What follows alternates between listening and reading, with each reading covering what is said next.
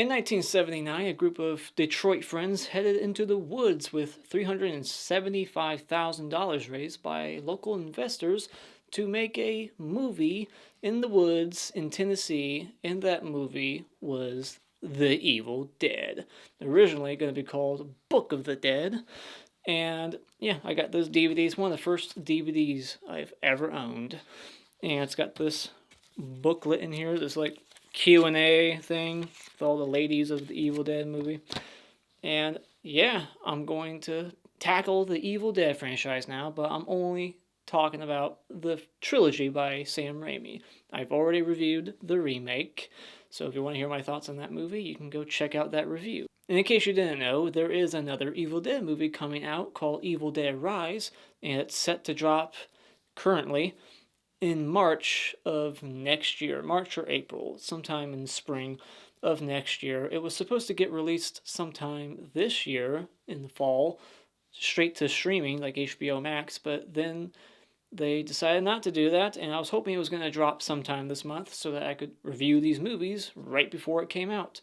But, you make plans and they never work out the way you want it to. So Evil Dead is about a group of college students who find a mysterious book and recording in an old cabin. They unwittingly unleash a demonic force from the surrounding forest. This movie was written and directed by Sam Raimi, and this stars Bruce Campbell. And in case you didn't watch my top 10 of 1981 ranking, this was my number 1. And it's crazy how little I've seen this movie, even though I've owned this DVD for like 20 years now.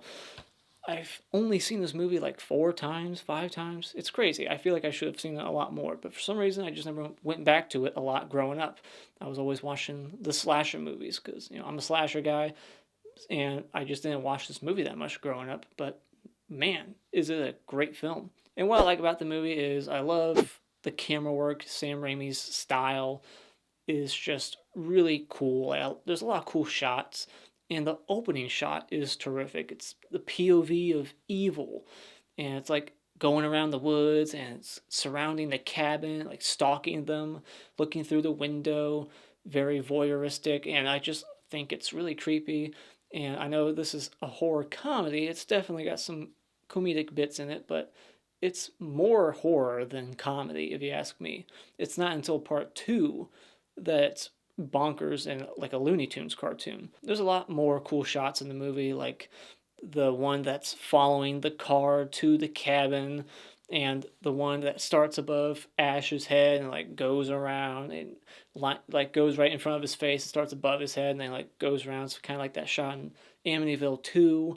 It's just such a very ambitious film for such a small budget. And of course, I love and appreciate all the practical effects in the film, that it's an over the top, like splat stick, splatter film, they call them. Just lots of blood and lots of gore, eyes being gouged out.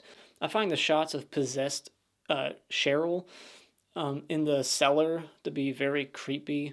Like just the lighting there, just a little bit of light on just part of her face, and the way she's just laughing, the way her eyes look, that's the creepiest shit in this movie. And of the first 3 Evil Dead movies, this one has my favorite tone. It's a nice balance of horror and comedy. And the comedy really just comes from possessed Linda. She looks like a clown.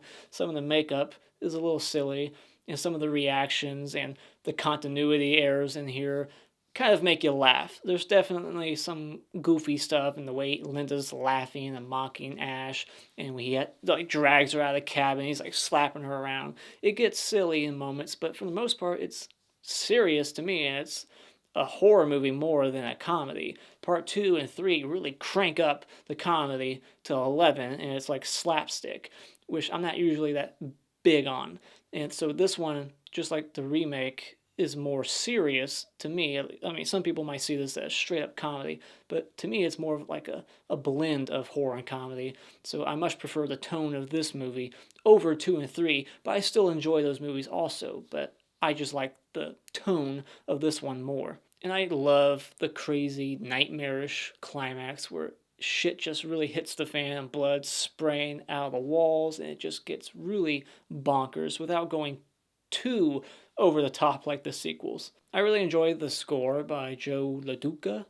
I think he did all three of Sam Raimi's Evil Dead movies, and what this franchise is missing is a consistent like theme in score for all three movies, but they're all three so different and like the tone, it gets goofier and even more goofier in three, so I guess it makes sense that the music would change.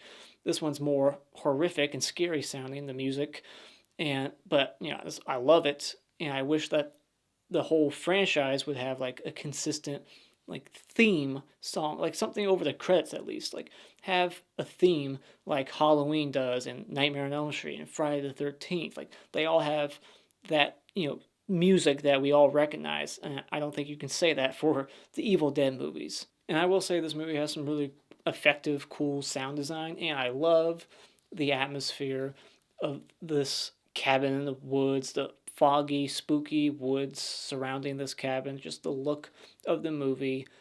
I adore it. So and they continue this kind of atmosphere in part two. As for any like negatives and dislikes, there are some effects that don't age well, and like the moon. I don't know what the hell's going on with the moon shots in this movie.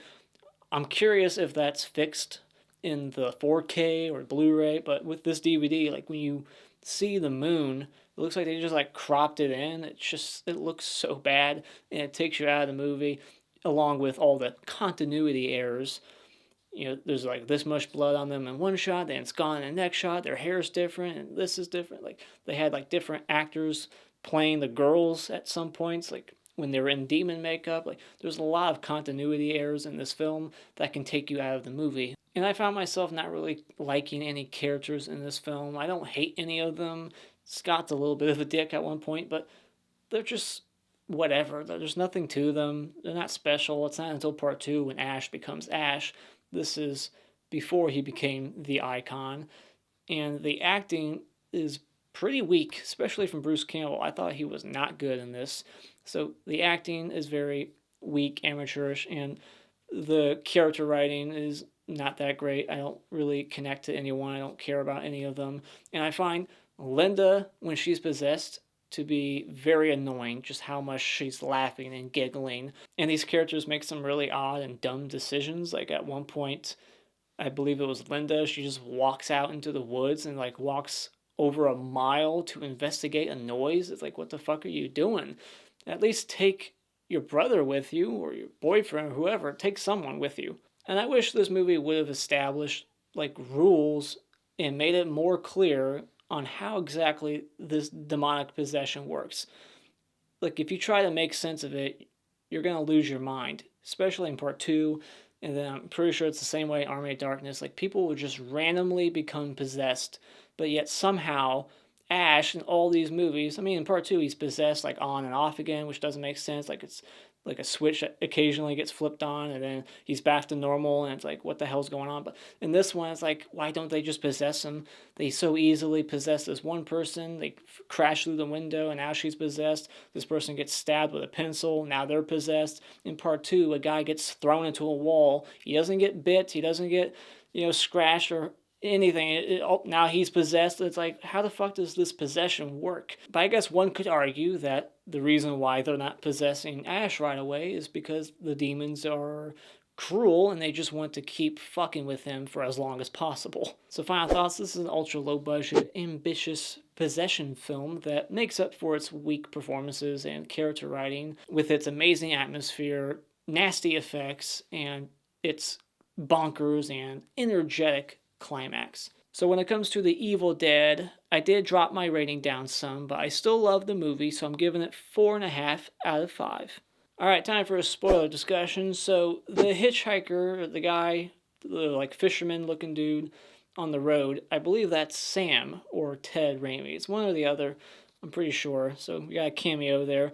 And then I noticed that there was a crew member, somebody just standing next to the bridge when they first go across.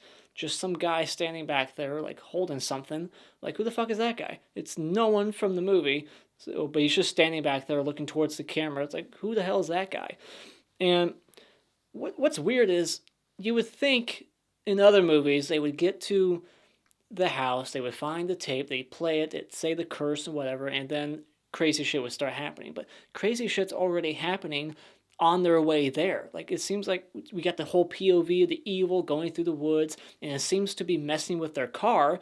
The wheel like locks, and he's like, "It wasn't me." So evil is already loose before they play the tape, and like when they get there, Linda, her hand is getting, or Cheryl, whichever one, like she's drawing and her hand's possessed, and we see like her hand like changing and like the black lines growing through her hand and whatever. So she's possessed almost, like her hand is being controlled, and she's drawing the Book of the Dead before they even get there, like go in the basement and play the tape that says the curse. So it's like, what the hell?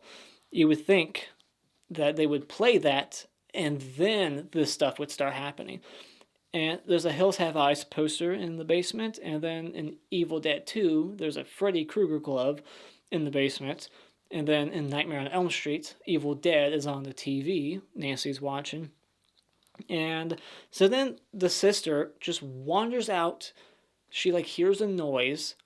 Just keeps going for like miles, it seems.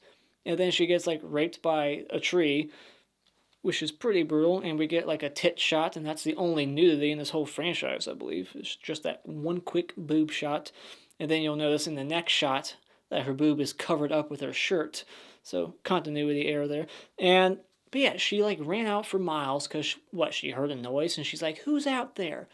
Like, who are you expecting to be out there? If there's anyone out there, you should go get your brother and your friends to investigate with you, because no one should be out there. They're in the middle of nowhere. So if there's anyone out there, it's probably a creep or some big animal." And so she's just being really stupid going out there on her own. And then she runs all the way back to the cabin. All the trees are like falling down behind her.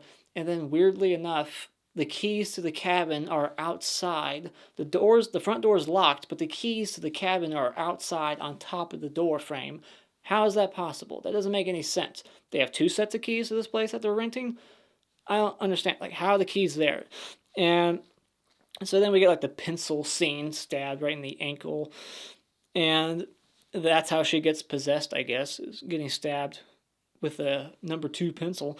And that's like a dummy, right? That's getting hit in the face. They put her in the cellar, and she's like banging on it, but every time he's like hitting her in the face with the gun, it's clearly like a puppet or something. It looks like a puppet.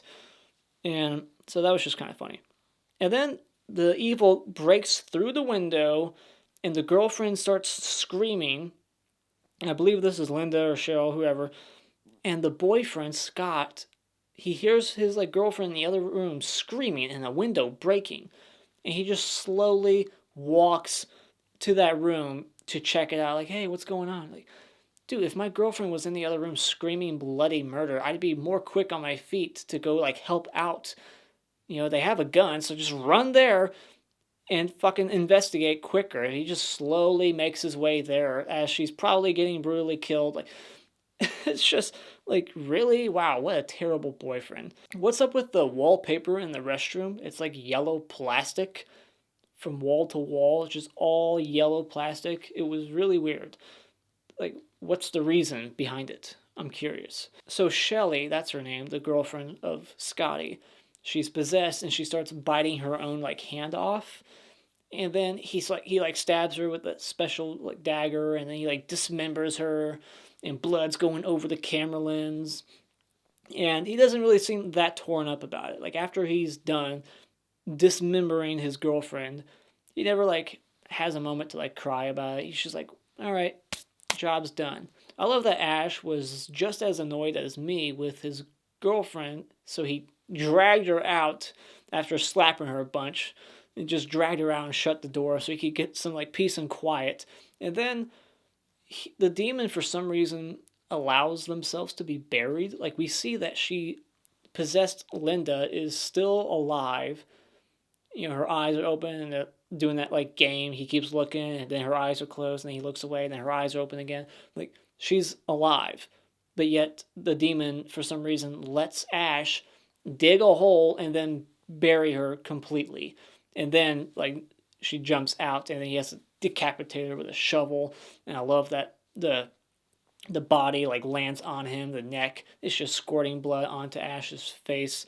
And I love that when Ash goes back inside the cabin, that everything's like bleeding, just blood's gushing out of everything's gushing out of the walls. The light switch and the light bulbs are filling with blood, and it's coming out of the sockets, the electrical outlets and everything. Like, it's just blood everywhere. Probably the worst demon makeup in the movie is Scotty when he comes back as a possessed demon.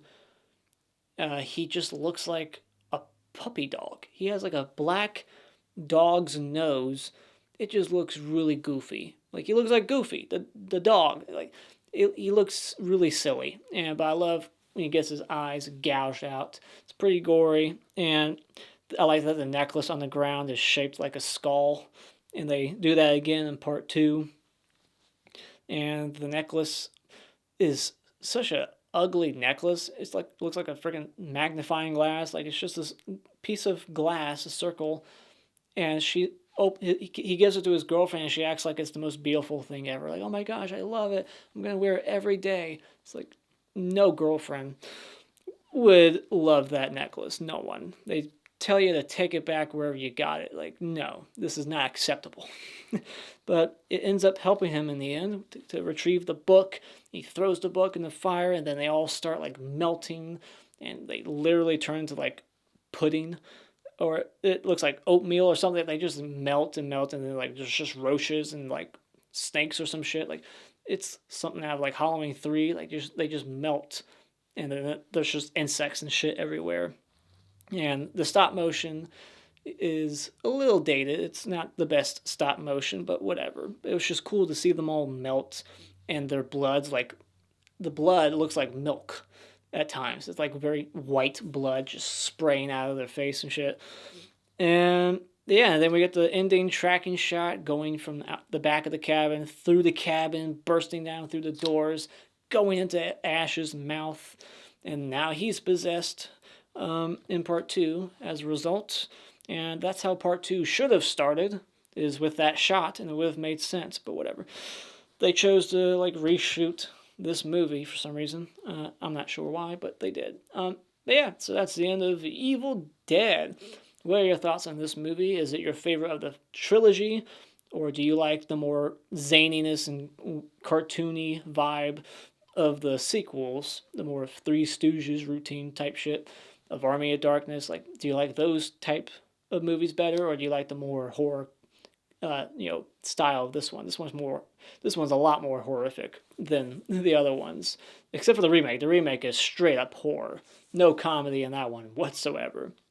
But yeah, what are your thoughts? Do you like this one and this tone better, or do you like the sequels more? Let me know in the comments below, and I'll see you next week for my Evil Dead 2 review.